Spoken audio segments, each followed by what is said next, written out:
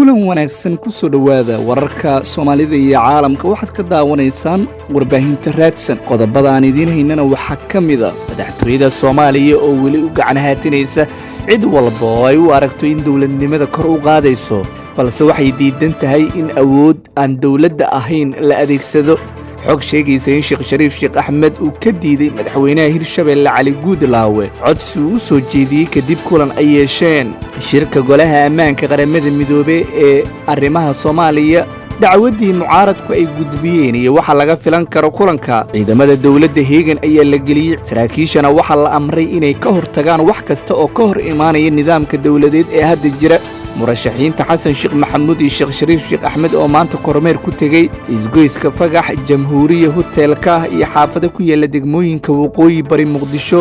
maxay ahayd ujeedka socdaalkooda war lama filaanana waxa ay turkidu ka soo saareen xasarada ka aloosan muqdisho iyo warka ah in gorgorta ay u tababareen Soomaaliya uu adeegsanayo farmaajo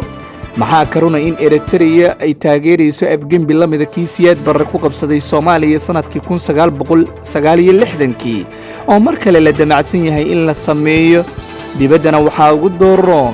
isku dhac ka dhashay banaanbaxyaal careysan iyo booliiska oo gacanta iskula tagay dalka Isbayn intaas waxay ahaayeen qaar ka mid qodobada ugu muhiimsan warbaahinta raadsan waa 22 bisha 2 ee Febraayo 2021 aan ku bilowno madaxtooyada Soomaaliya ayaa weli waxay ku dadaalaysaa in ay u gacan haatiso cid walba oo ka aragtiyo duwan hanaanka dawladeed ee hadda jira iyo hab maamulka madaxweynaha waqtiga ka dhamaaday Maxamed Cabdullaahi Farmaajo balse xukunka isaga sii hayay ilaa madaxweyne kale la helayo haddaba filla Soomaaliya waxa ay sheegaysaa in dhinac walba oo ka aragtiyo duwan ay la fariisanayso miiska wada hadalka si loo dhameeyo khilaafaadka iyo waxtabashada iyada laga qabo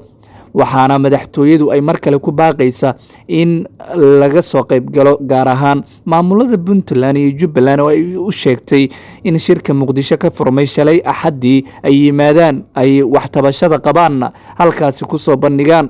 madaxweynaha Puntland Saciid Cabdullaahi Dani ayaa hadallo u muuqday kuwa xanafteedu dhanka siyaasadda aad u badnayd waxa uu ku duray madaxweyne Farmaajo isagoona arrimo sir u ah wada hadalkooda qadka telefoonka iyo ishorfadhi iyagoo ah uu saxaafadda la wadaagay haddaba filla Soomaaliya ayaa waxa ay sheegaysaa in cid walba oo khilaaf siyaasadeed kala dhaxeeyo ay diyaar u tahay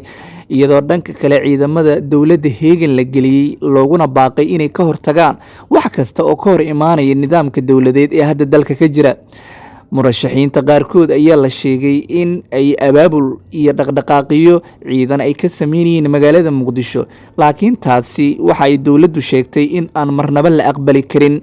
wasiirka warfaafinta kan amniga iyo waliba xubnaha saraakiisha laamaha amniga ayaa la wargeliyay dhaqangelinta amarkii ahaa in aan isku imaatina laga sameyn karin magaalada Muqdisho sabab la xiriira faafida cudurka coronaviruska kadib shir ay isugu yimaadeen maanta golaha midowga murashaxiinta madaxweynaha Soomaaliya ayaa waxay kaga hadleen xaaladda dalka uu ku jiro iyo arrimaha doorashooyinka gudoomiyaha golaha midowga murashaxiinta Sheekh Shariif Sheekh Axmed oo shirka jaraa'id ay qabteen doornimadii maanta ka hadlay waxa uu ku celiyay mar kale in mudaaharaad ay ku qabanayaan fagaaraha daljirka Dahsoon isla markaana uu ka digay in awood aan loo isticmaali karin Shariif ayaa waxa uu jimcihii 19 bishan uu sheegay in la isku dayay in la qaarijiyo madaxweynayaashii ka horeeyay Farmaajo waxaana uu ku eedeeyay filla Soomaaliya in aysan weli raali gelin ka bixin wixii dhimasho iyo dhaawac ka dhacay halkaasi gudoomiyaha midowga murashaxiinta ayaa iclaamiyay jimcaha oo 26 bishan ku beegan banaanbax ay ka dhigayaan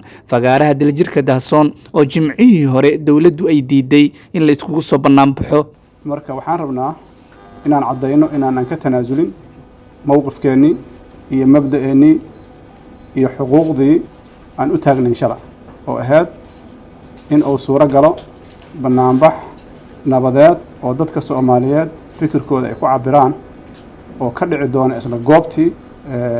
maxay ahaato la carqaladeeyay darjirka Dahsoon insha Allah tabaaraka wa tacaala maalinta Jimcaha marka dadka Soomaaliyeed meel ay joogaan waxaan ugu baaqaynaa inay ka soo qayb qaataan murashaxiinta ayaa dowladda uga digay in ay dhiigooda ku banaysato hadal uu yidhi qof aan midoogooda ka tirsanayn, taas oo dadka qaar ay ku micneeyeen warkii uu sheegay jenaraal Indhacde ee xasarada abuuray habeenkii Jimcaha soo galaysay. Golaha midowga murashaxiinta waxay u mahadceliyeen go'aanada geesinimada leh oo ay ku dhawaaqeen madaxweynayaasha Jubbaland iyo Puntland Axmed Madoobe iyo Siciid Dani ee xogaha muhiimka ah soo bandhigay. Sheekh Shariif Sheekh Axmed ayaa uga digay askarta qaranka in loo adeegsado dana siyaasadeed, isla markaana uu sheegay in heshiiskii 17 Sebtembar la burburinayo ayna u muuqato in dalka Afgembi lagu doonayay inuu farmaajo ku qabsado. Dhanka kale, Cabdiraxmaan Cabdishakuur oo shirkaas jaraa'id ka hadlay ayaa waxa uu sheegay kuna eedeeyay madaxweyne farmaajo inuu yahay dambiile, isagoona tibaaxay in aanay jirin cid gaar ah oo taageero u ah golahooda murashaxiinta, waxaana uu biyo qabow ku shubay arrinta ku saabsanayd in Imaaraadka iyo weliba dalal kale oo lagu eedeynayay in ay banaanbaxyada ay abaabulayaan qayb ka taageerayaan, ayuu taasi ku sheegay in cid taageeraysa aanay jirin. cid kale isku haleynayna ma jirto oo annaga aan ahayn, laa beel caalamaan jirin, waa nimanka u durbaantumaya farmaajo oo xilligiisii dhammaaday, waxaa aragtayna sameeyey cidda weli la shiraysa oo mas'uuliyad iyo sharciyad inuu leeyahay kula macaamilaysa waa beesha caalamka. ma sugayno. Dowladda Turkiga ayaa waxay galaangal weyn ku leedahay dhanka siyaasadda, dib u dhiska dalka iyo weliba ciidamada intuba gudaha Soomaaliya. War-saxaafadeed ka soo baxay wasaaradda arrimaha dibadda ee dalka Turkiga ayaa waxa looga hadlay xaaladda dalka iyo doorashooyinka 2021. Ugu horeyn, xukuumadda Ankara ayaa shaaca ka qaaday inay aad uga walaacsan tahay xaaladda siyaasadeed ee Muqdisho hadda ka jirta iyo muranka ka taagan hanaanka doorashada. Bayaanka ka soo baxay wasaaradda arrimaha qaarajiga ee Turkiga ayaa loogu baaqay in si wadajir ah xal ay ku gaaraan ismariwaaga doorashada iyo heshiiskii 17 Sebtembar 2020 ay mucaaradka iyo weliba dhinacyada saamilayda siyaasadda ay gaareen. Waa muhiim in laga wada hadlo lagana wada qayb galo xalka gaarista muranka salka ku haya doorashooyinka dhammaan saamilayda siyaasadda ayay Turkidu ku baaqeen. War-saxaafadeedka ayaa intaas la raaciyay waxaan rumaysanahay in walaalaheen iyo saaxiibada Soomaaliya ay leeyihiin rabitaan iyo bisel siyaasadeed oo ay uga go'an tahay go'aan ka gaarista mustaqbalkooda. Turkiga ayaa si maldahan waxa uu u beeniyay in ciidamada ay Soomaaliya u tababareen ee Gorgor uu si gaar ah u adeegsado ayna war ka qabin arrintaas haddii ay jirto madaxweyne Maxamed Cabdullaahi Farmaajo. Dhanka kale, safiirkii hore ee dalka Turkiga u qaabilsanaa Soomaaliya Kani Turan ayaa waxa uu ka hadlay xaaladda ugu dambeysay ee Soomaaliya iyo weliba qulqulatooyinkii dhacay.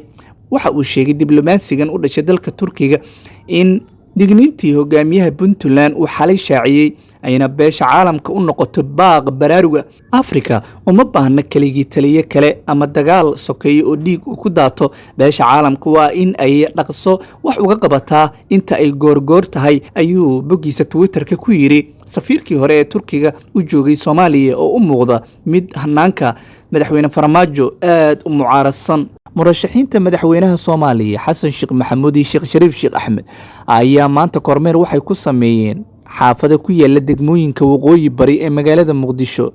waxaana kormeerkaas la sheegay in durbaba fasiraad kala duwan laga bixiyay.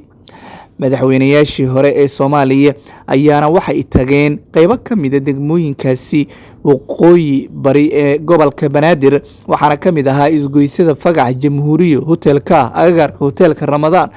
oo dhammaantood ka tirsan degmooyinka bari ee Muqdisho. Sidoo kale, xogta aanu helna waxay sheegaysaa in tacsida Xaaji Daa'uud oo caan ka ahaa deegaankaas la sheegay in ay u tageen mas'uuliyiintan, waxaana xerta Xaaji Daa'uud ay degan tahay inta u dhaxaysa hoteelada Ramadaan iyo Guuleed oo dad badan lagu tabaruci jiray marxuumka inta uusan dhiman, raashin bisilna lagu siin jiray. Dhinaca kale, Sheekh Shariif Sheekh Axmed ayaa kulan uu la yeeshay madaxweynaha maamulka Hirshabelle Cali Guudlaawe waxa uu kala hadlay arrimo dhowr ah. Wararka waxay sheegayaan in Sheekh Shariif Sheekh Axmed uu ka diiday codsi uu Cali Guudlaawe u jeediyey Sheekh Shariif kaasi oo ahaa in madaxweyne farmaajo uu la kulansiiyo islamarkaana la dhammeeyo khilaafka kala dhexeeya isaga iyo weliba madaxda murashaxiinta. waxaana uu shariif sheekh axmed sheegay in farmaajo uu yahay mid wakhtiga xafiiska uu ku shaqaynayay ka dhammaaday, sidaas la ajligeedna loo baahan yahay inuu filla Soomaaliya iskaga banneeyo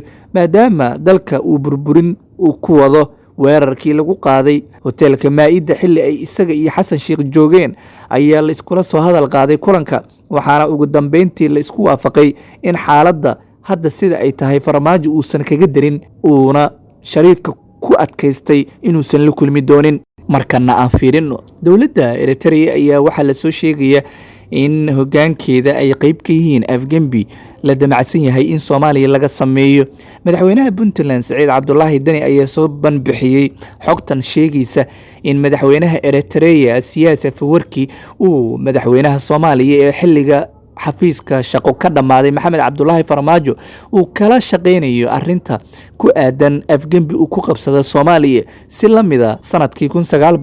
1969 oo Maxamed Siyaad Barre Allah u naxariistay dalka xukun military ku qabsaday. Saciid Dani ayaa madaxweyne Farmaajo ku eedeeyay inuu doonayo inuu Soomaaliya xukumo xeelad iyo xoog isagoo adeegsanayay, wuxuuna ka hadlay ciidamada gorgor kuwa haramacad iyo ciidamada sida beeleed u abaabulan ee madaxweynaha Soomaaliya adeegsanayo si uu xukunka dalka u sii joogo. madaxtooyada Soomaaliya weli arintan kama aysan hadlin ku aadan in eedaas la jeediyay ay kaga falcelinayso xilli la og yahay Siyaas Afwerki iyo Farmaajo inay saaxiibo dhow yihiin. dhowr jeer ayaana kulamo ay ku dhexmareen Muqdisho iyo weliba magaalada Casmare ee caasimadda dalka Eritrea. kuna darso ciidamo Soomaaliyeed ayaa la sheegay waayihii dambe in tababaro lagu qaaday gudaha dalka Eritrea, halkaasna lagu soo tababar siiyey si ay u difaacaan dowladnimada Soomaaliya, gaar ahaan madaxweyne Farmaajo sida lagu eedeeyay uu adeegsanayo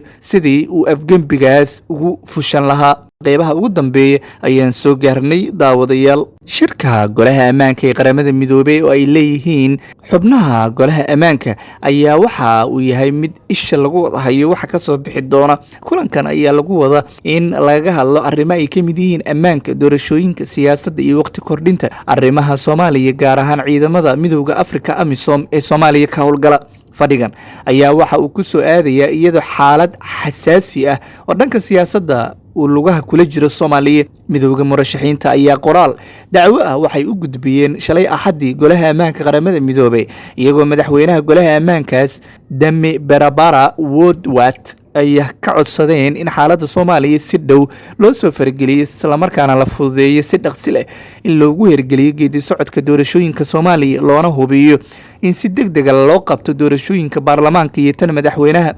golaha ammaanka ayaa fadhi uu yeeshay 9 Febraayo bishan 2021 waxa ay dhageysteen xogta Soomaaliya, waxaana warbixinta la wadaagay wakiilka xogayaha guud ee qaramada midoobay arrimaha Soomaaliya Danjire James Iswan. ma cadda xaaladda iyo go'aanada rasmiga ah ee golaha ammaanka qaramada midoobay uu ka qaadan doono dacwadda ay murashaxiinta mucaaradka ka gudbiyeen Farmaajo iyo waxa ay ka yeeli doonaan arinta siyaasadda cakiran ee Soomaaliya. markana qodobka dibadda, isku dhac dhex maray ciidamada booliiska iyo weliba dad mudaaharaad dhigay ayaa laga soo sheegaya inuu ka dhacay dalka Spain. magaalada Barcelona ee dalkaas ayaana la sheegay in 6dii habeen ee u dambeysay ay isku dhacyadaas ahaayeen kuwo laga dareemayay, waxaana dadkan banaanbax dhigayay ay aad uga caroodeen kadib markii la xiray fanaan dhinaca heesaha raabka qaada oo la sheegay in loo haysto falal argagixisanimo iyo in uu heesihiisa caay iyo aflagaado kula dhaqmay